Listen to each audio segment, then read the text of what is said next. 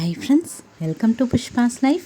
இன்றைக்கி இந்த வீடியோவில் திங்கக்கிழமை டெய்லி ரொட்டீன் தாங்க உங்கள் கூட ஷேர் பண்ணியிருக்கிறேன். அது கூடவே வாங்க பேசலாம் அப்படின்னு சொல்லிட்டு நான் ஒரு பதிவு போட்டிருந்தேன் இல்லைங்களா. அதுக்கு நம்மளோட உடன்பிறப்பு சொல்லியிருந்தாங்க, நம்மளை காயப்படுத்துகிற உறவுகளை எப்படி ஏற்றுக்கிறது அப்படின்னு சொல்லி கேட்டிருந்தாங்க. அதுக்குண்டான ஒரு பதிலாகவும் இது இருக்கும். அவங்க ஏன் அப்படி கேட்டிருந்தாங்க அப்படின்னா, நம்மளை காயப்படுத்துகிறவங்க மேலே நம்ம வெறுப்போடு இருந்தோம் அப்படின்னா அவங்கள பார்க்கும்போதெல்லாம் நம்மளுக்கும் அந்த வெறுப்பான ஒரு உணர்வு தோண்டிகிட்டே இருக்கும். அதனால் ஒரு ஒரு சகிப்புத்தன்மையோடு இருக்கலாம்ங்கிற மாதிரி நான் சொல்லியிருந்தேன். அது சொல்லும்போதே பார்த்திங்கன்னா எனக்குமே என் மனசாட்சிக்கு கொஞ்சம் இதாக தான் இருந்தது. எப்போவுமே நம்ம காயப்படுத்துகிறவங்களாம் நம்ம பொறுத்துட்டும் சகிச்சிட்டுமே போயிட்டு இருக்கக்கூடாது அப்படிங்கிறத பற்றியும் இந்த பதிவில் பார்க்கலாங்க. சரி வாங்க வீடியோக்குள்ளே போயிடலாம். இன்றைக்கி பார்த்திங்கன்னா நான் எழுந்தோன்னையுமே ஃப்ரெஷ்அப் ஆகிட்டு க்ளீனிங் வேலையை ஸ்டார்ட் பண்ணிட்டேங்க. ஒவ்வொரு வீட்டுக்குள்ளே க்ளீன் பண்ணுறது, வெளியில், இது எதையுமே என்னால் வீடியோ எடுக்க முடியலைங்க. ஃபுல்லாக க்ளீன் பண்ணிவிட்டு அதுக்கப்புறம் காட்டிக்கலாம் அப்படின்ட்டு தான் ஃபுல்லாகவே எல்லாம் வாஷ் பண்ணியிருந்ததுக்கப்புறமா தான் அவங்களுக்கு வீடியோவிலே முதல்ல எடுத்தோன்னையுமே காட்டியிருப்பேன். சரிங்க, நாம் விஷயத்துக்கு வந்துடுவோம். நம்மளை காயப்படுத்துகிறவங்கள நம்ம என்றைக்குமே சகிச்சிட்டும் பொறுத்துட்டும் இருக்கக்கூடாது அப்படிங்கிற ஒரு உண்மையுமே நான் புரிஞ்சுக்கிட்டேங்க. அதை தான் இன்றைக்கி நான் உங்கள் கூட ஷேர் பண்ண போகிறேன். பொதுவாகவே பார்த்திங்க அப்படின்னா பொறுமையாக இருக்கணும் அப்படின்னு தாங்க எல்லோரும் சொல்லுவாங்க. ஆனால் இன்றைக்கி நான் அதை சொல்ல போகிறதில்ல. எல்லாத்துக்குமே நம்ம பொறுத்துட்டு போயிட்டுருக்கணும் அப்படிங்கிற ஒரு கட்டாயம் கிடையாது. நம்மளுக்கு பிடிக்கல அப்படிங்கிறத நம்ம ஆணித்தனமாக அவங்க நம்மளை காயப்படுத்துகிறதா இருக்கலாம், ஒருத்தவங்க நம்மளை காயப்படுத்துகிறதா இருக்கலாம், நம்மளுக்கு பிடிக்காத விஷயங்கள் ஏதாவது சொல்லி நம்மளை வெறுப்பேற்றலாம். அந்த மாதிரி அது எதுவாக வேணாலும் இருக்கலாம். ஒருத்தர் நம்மளை காயப்படுத்துகிறாங்க அப்படின்னா அதை பொறுத்துட்டே இருக்கணும், பொறுத்து போகணும் அப்படிங்கிறது கிடையாது. அதாவது பொறுத்து போகக்கூடாது அப்படிங்கிறத விட பொறுத்துக்கிட்டே இருக்கணும் அப்படிங்கிறது கிடையாது. நம்மளுக்கும் இது பிடிக்கல அப்படிங்கிறத அவங்களுக்கு நாம் தெரியப்படுத்தியே ஆகணும். அது யாராக இருந்தாலும் சரி, ஆணித்தரமாக ஒரு கோபத்தோடு சொன்னாலும் சரி, இல்லை நிதானமாக நம்மளுக்கு இதில் விருப்பம் இல்லை அப்படிங்கிறத நம்ம சொல்லியே ஆகணுங்க. இதை நான் இன்றைக்கி ஏன் இப்படி ஒரு அழுத்தம் திருத்தமாக சொல்கிறேன் அப்படின்னா, நான் ஏற்கனவே சொல்லியிருப்பேன், உறவுகள் எல்லாத்துக்கிட்டேயுமே நான் ஒற்றுமையாக இருக்கணும் அப்படின்னு சொல்லி ஆசைப்படுவேன் அப்படின்னு சொல்லிட்டு. அது நாம் மட்டுமே நினச்சோம் அப்படின்னா, நாம் மட்டுமே நினச்சிட்டு இருந்தோம் அப்படின்னா நம்மளை ஒரு எப்படி சொல்கிறது, ஒரு பகடக்காயாக தாங்க யூஸ் பண்ணிக்கிறாங்க. அவங்க வேணுங்கும்போது எடுத்து உருட்டிக்கிறாங்க, நாம் உருண்டுட்டு இருக்க வேண்டியது தான். அந்த மாதிரி நம்ம யூஸ் பண்ணிக்கிற அளவுக்கு தான் நம்ம பொறுமையாக போயிட்டுருந்தோம் அப்படின்னா அந்த மாதிரி தான் பண்ணுறாங்க. நானுமே பார்த்திங்கன்னா அப்படி தான் விட்டு கொடுத்து போகணும், சகிப்புத்தன்மையோடு இருக்கணும், நம்மளோட அன்பு தான் ஜெயிக்கணுமே தவிர நம்மளோட எப்படி சொல்கிறது, ஒரு சகிப்புத்தன்மையால் நாம் ஜெயிக்கணுமே தவிர மற்றபடி நம்ம பொறுமையால் தான் ஜெயிக்கணும். இந்த மாதிரி நிறைய விஷயங்களை மனசுக்குள்ளேயே வச்சுருந்ததுனால என்னை காயப்படுத்துறது எனக்கு பிடிக்கல அப்படிங்கிறத நான் எந்த விதத்துலேயும் வெளிப்படுத்தாமையே இருந்ததுனால பார்த்திங்கன்னா ஒரு சிலருக்கு என்னை காயப்படுத்துகிறதே வேலையாக போச்சுங்க.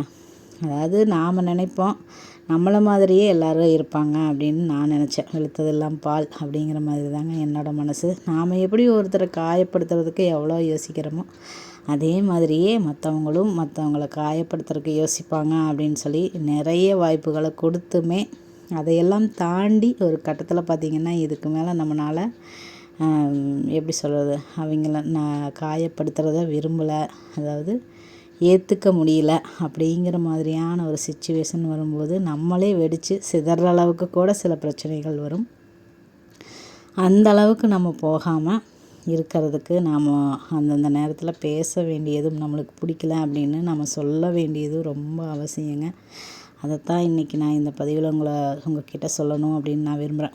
எனக்குமே எங்கள் அக்கா சொல்லிக்கிட்டே இருக்கும், பேச வேண்டிய நேரத்தில் பேசணும்னு சொல்லிக்கிட்டே இருக்கும். எனக்கு என் மைண்டில் ஓடினதெல்லாம் என்னென்னா, நம்ம பொறுமையால் தான் இருக்கணும், பொறுமையோடு தான் நம்ம இருக்கணும். ஏன்னா எனக்கு கோவம் வந்துடுச்சு அப்படின்னா நான் என்ன பேசுகிறேன் அப்படிங்கிறது எனக்கு தெரியாது. பயங்கரமாக டென்ஷன் ஆகிடுவேன். நான் பேசினேன் அப்படின்னா எப்படி சொல்கிறது, அதை நீ இப்படி பேசிட்ட அப்படின்னு யாராவது சொல்லி எப்படி சொல்கிறது, நானுமே காயப்படுத்துகிற மாதிரி பேசிடுவேன். என்னோடய எண்ணம் நம்ம யாரையும் காயப்படுத்தக்கூடாது அப்படிங்கிறது தான். ஆனால் அவங்க நம்மளை வெறுப்பேற்றுறாங்க அப்படிங்கிறதுக்காக நாம் யாரையுமே காயப்படுத்திடக்கூடாது அப்படின்னு தான் யோசனை பண்ணிக்கிட்டே இருப்பேன். அப்படி யோசனை பண்ண பார்த்தீங்க அப்படின்னா நம்மளுக்கு அந்த காயம் ஆறுறதுக்குள்ளேயே பார்த்திங்கன்னா மேலும் மேலும் நம்மளை காயப்படுத்துகிறவங்க நம்மளை காயப்படுத்திக்கிட்டே தான் இருப்பாங்க. அதனால் நம்ம ஒரு சிலர்கிட்ட எல்லாத்துக்கிட்டேயுமே நம்ம நம்மளை எப்படி சொல்கிறது, எதிர்த்து பேசணும், கோவத்தோடு பேசணும் அப்படிங்கிறது கிடையாது. நம்மளை காயப்படுத்துகிறவங்கக்கிட்ட கண்டிப்பாக நாம் பேசலாம். அதில் எந்த ஒரு தப்புமே கிடையாது. நாம் அவ்வளவு ஒரு நல்லவங்க அப்படின்னு நம்ம காட்டிக்க வேண்டிய அவசியமே இல்லை. இப்போ வடிவேல் சொல்கிற மாதிரி தான், வடிவேல் சார் சொல்கிற மாதிரி தான், என்ன நல்லவன்னு சொல்லிட்டாங்க அப்படிங்கிறதுக்கோசரம் எல்லாத்துக்கிட்டேயும் அடி வாங்கணும் அப்படிங்கிற அவசியம் கிடையாது. அடிங்கிறது ஒரு வார்த்தையால் இருக்கலாம், அந்த மாதிரி நான் சொல்கிறேங்க. அப்படி ஒரு நல்ல பேரை நம்ம வாங்கணும் அப்படிங்கிற அவசியம் கிடையாது. நம்மளை காயப்படுத்துகிறவங்களையோ நம்மளை வெறுப்பு வார்த்தைகளால் நம்ம மனசை சாகடிக்கிறவங்களையோ நம்ம திருப்பி கேள்வி கேட்குறது, ஒரு கோவத்தோடு இது எனக்கு பிடிக்கல அப்படிங்கிறது சொல்கிறது நமக்கு ஒரு அவசியமான ஒரு விஷயம்தாங்க. இதை நான் அந்த பதிவில் சொன்னது பார்த்திங்கன்னா ஒரு புத்தர் மாதிரி சொல்லியிருந்தேன். நாம் புத்தர் மாதிரி இருக்கணும் அப்படிங்கிற அவசியமும் இல்லை. அது அந்த பதிவுலேயே நான் சொல்லணும்னு நினச்சேன். இருந்தாலும் அதுக்கு எனக்கு அதில் சொல்ல முடியல. ரொம்ப லாங்காக இருந்தது அந்த வீடியோ. அதனால் அதை பற்றி நானுமே பேசணும்னு இருந்தேன். நம்மளோட உடன்பிறப்பு கேட்டிருந்ததுனால சரி இதையுமே இந்த பதிவில் கண்டிப்பாக சொல்லியே ஆகணும்னு எனக்குமே தோணுச்சு. ஏன்னா ரொம்ப நாள் என்னை எடுத்தவங்க காயப்படுத்திட்டு என்னை நிறைய பேர் காயப்படுத்திகிட்ருக்குறாங்க. ஆனால் யாருக்கும் எந்த பதிலும் சொல்ல. ஆனால் நம்ம எப்படி சொல்கிறது, நம்ம ரொம்ப உறவுன்னு நினச்சவங்க நம்மளை தொடர்ந்து காயப்படுத்திக்கிட்டே இருக்கும்போது பார்த்திங்கன்னா நம்மளுக்கு ஒரு வெறுமையான ஒரு உணர்வு வரும். ஒரு சமயத்தில் அந்த எல்லைகளை தாண்டுறாங்க அப்படிங்கிறது தெரியும் போது நம்மளே வெடித்து சிதறிடுவோம். இந்த மாதிரி நீங்களும் இந்த மாதிரியெல்லாம் செஞ்சுருக்கிறீங்களா அப்படின்னு சொல்லுங்கள். நானுமே என்னையும் மீறி பேசுகிற மாதிரியான சிச்சுவேஷனுக்கு என்னை கொண்டு போயிருக்கிறாங்க. அதாவது நம்மளோட எப்படி சொல்கிறது, நம்ம இந்த அளவுக்கு தான் பேசணும், இதுக்கு மேலே நம்மளை வெளிப்படுத்தக்கூடாது அப்படிங்கிற ஒரு கட்டத்தில் இருப்போம். ஆனால் நம்மளை சீண்டி பார்த்திங்க அப்படின்னா நம்மளை ஒரு கெட்டவங்க அப்படிங்கிற மாதிரி ஒரு இதுக்கு கொண்டு வந்துடுவாங்க. அந்த அளவுக்கு நம்ம போகணும் அப்படிங்கிற அவசியம் இல்லை. அந்த மாதிரி ஆளுகிட்ட நாம் நம்மளை காயப்படுத்துகிறவங்கக்கிட்ட அது பிடிக்கல அப்படிங்கிறத நம்ம ஒரு கோபத்தால் ரௌத்திரம் பழகு அப்படின்னு தானே பாரதியாரும் சொல்லியிருக்கிறாங்க. ரௌத்திரத்தை கையில் எடுத்து இது பண்ணணும் அப்படின்னு சொல்லலை, அதையும் பழகணும் அப்படின்னு தான் சொல்லியிருக்கிறாங்க. கோபத்தையுமே நாம் பழகணும். அது எப்படி சொல்கிறது, இப்போ நம்மளை காயப்படுத்துகிறவங்கள நம்ம கோவப்பட்டு பேசும்போது நமக்குமே அது ஒரு தாக்கத்தை உண்டு பண்ணத்தான் செய்யும். இருந்தாலும் ஒரு 2-3 நாளில் பார்த்திங்க அப்படின்னா அது நியாயமானதாக இருந்துச்சு அப்படின்னா அது அவங்க திருப்பி பண்ணுறதுக்குண்டான ஒரு வாய்ப்பை நம்ம உருவாக்கிடுறோம். நம்மளையும் நம்ம ஒரு பாதுகாத்துக்கிற மாதிரியும் இருக்கும். ஆனால் ஒரு சிலரெல்லாம் பார்த்திங்கன்னா நம்ம என்ன தான் சொன்னாலும் திருந்தாத ஜென்மங்கள் இருந்தென்ன லாபம் அப்படின்னு சொல்லிட்டு ஒரு பாட்டு வரும் இல்லைங்களா, அந்த மாதிரி தான் இருப்பாங்க. நம்ம என்ன தான் நம்மளுக்கு இது பிடிக்கலன்னு சொன்னாலும் திருப்பி அதை தான் சொல்லுவாங்க. ஆனால் எனக்கு ஒரு விஷயம் என்ன தோணுது அப்படின்னா, நம்மளும் திருப்பி சொல்லுவோம். நம்மளுக்கு பிடிக்கலைங்கிறத நம்மளும் திருப்பி சொல்லித்தான் ஆகணும். அந்த மாதிரி ஆளுக்கிட்ட நம்மளுக்கு பிடிக்காதது அவங்க நம்ம இந்த மாதிரிலாம் செய்யக்கூடாது அப்படின்னு சொல்லியும் கூட நம்மளை சொல்கிறாங்க அப்படின்னா நம்மளும் அவங்களுக்கு திருப்பி சொல்ல வேண்டிய ஒரு கடமை இருக்குது, பதில் சொல்ல வேண்டிய ஒரு கடமை இருக்குது அப்படின்னு தாங்க நானும் சொல்லுவேன். நம்மளை காயப்படுத்துகிறவங்கள நம்ம விடக்கூடாது. இது எப்படி சொல்கிறது, புரிகிற மாதிரி சொல்லணும் அப்படின்னா, ஒரு நல்ல விஷயங்களையுமே எல்லாத்துக்குமே சொல்லிடக்கூடாது அப்படின்னு தான் சொல்லுவாங்க. கேள்விப்பட்டிருப்பீங்க அப்படின்னு நினைக்கிறேன். சொல்ல வேண்டியவங்களுக்கு சொன்னால் மட்டும்தான் அது யூஸ்ஃபுல்லாக இருக்கும். அதனால் முள்ளால் எடுக்கிறதுன்னு சொல்லுவாங்க. நம்ம இதில் பழமொழியெல்லாம் சொல்லுவாங்க. அந்த மாதிரி தாங்க நான் சொல்கிற இந்த விஷயமுமே.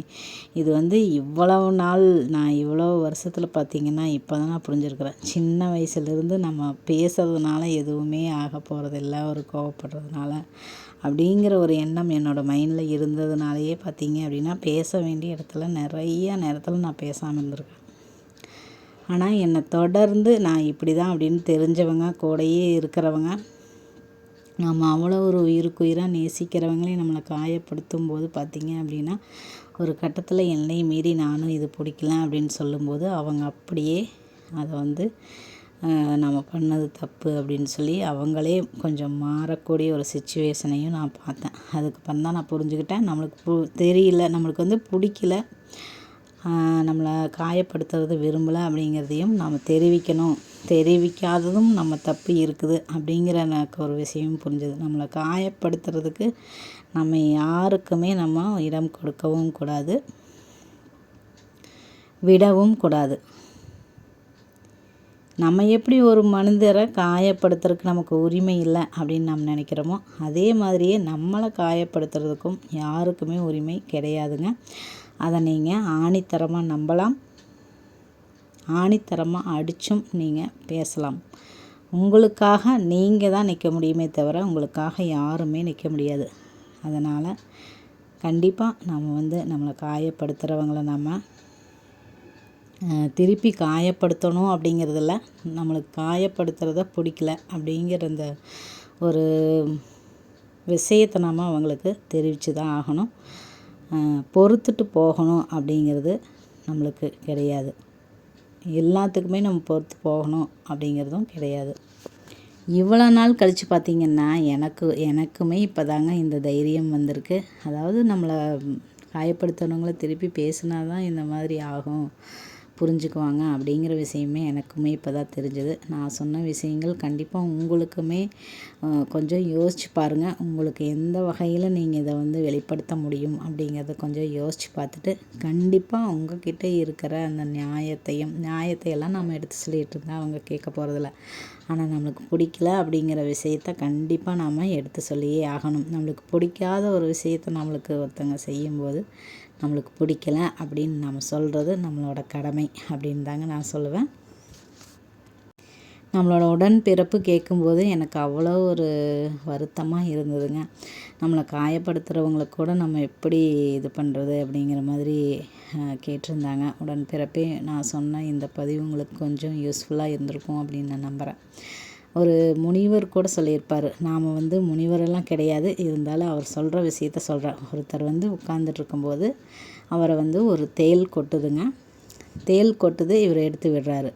விட்டால் அது மறுபடியும் வந்து கொட்டுது, அது கொட்டுது, இவர் எடுத்து விடுறாரு. அதே மாதிரியே தான் நடந்துகிட்ருக்கு. அப்படி இருக்கும்போது அவர் சொல்கிறாரு, கொட்டுறது அதோட குணம், அதை எடுத்து விடுறது என்னோட குணம் அப்படின்னு சொன்னாராமாங்க. அந்த முனிவர் மாதிரியெல்லாம் நாம் இருக்க வேண்டாம். அதுக்காக நாம் வந்து எப்படி சொல்கிறது, அந்த மாதிரியெல்லாம் இருக்க வேண்டாம் அப்படின்னு தாங்க நான் சொல்ல வர்றேன். நம்மளோட குணம் நம்மளை கொட்டுறவங்களுக்கும் நம்ம நல்லவங்களாக இருக்கணும் அப்படிங்கிற அவசியம் இல்லை அப்படின்னு தான் நான் சொல்லுவேன். முடிஞ்சளவு நம்மளோட நியாயத்தை நம்ம சொல்லி பார்க்கலாம். அதுக்கப்புறம் அவங்கக்கிட்டேருந்து விலகிறது தான் நம்மளுக்கு ஒரு நல்ல ஒரு வழியை கொடுக்கும் அப்படின்னே சொல்லுவேன். இந்த மாதிரி ஆளுக கூட நம்ம கூடயே இருந்து ஒரு எப்படி சொல்கிறது, கூடையே இருந்து குழிப்பறிக்கிறவங்க அப்படின்னு தான் சொல்ல முடியும். அவங்கக்கிட்டேருந்து விலகவும் முடியாமல் சில சிச்சுவேஷன் இருக்கவும் செய்யும். அந்த மாதிரியான சிச்சுவேஷனில் நாம் தேவைப்படுற நேரத்தில் நம்ம எந்த விதமான ஒரு தொந்தரவோ இல்லை எதுவுமே செய்ய போகிறதில்ல. தேவைப்படுற நேரத்தில் நம்ம ஒன்றா சேர்ந்து இருக்கலாம். நம்ம மனசுக்குள்ளே அதை நாம் கொண்டு போகாமல் கொஞ்சம் விழிப்புணர்வோடு அந்த மாதிரியான மனிதர்களை நம்ம மனசுக்குள்ளே எடுத்துக்காமல் மைண்டுக்குள்ளே எடுத்துக்காமல் பார்த்துக்கிறது அப்படிங்கிறது நமக்கு ரொம்ப முக்கியமான ஒரு விஷயங்க.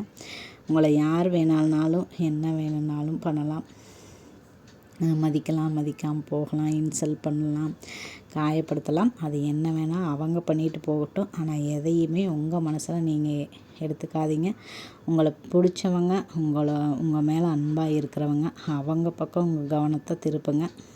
இந்த மாதிரியான ஆள்களோட பேச்சுகளையோ விமர்சனங்களையோ எதுவாக இருந்தாலும் அதை நீங்கள் வந்து எடுத்துக்க வேண்டாம் அப்படிங்கிறது தாங்க இன்றைக்கி என்னோடய கருத்து.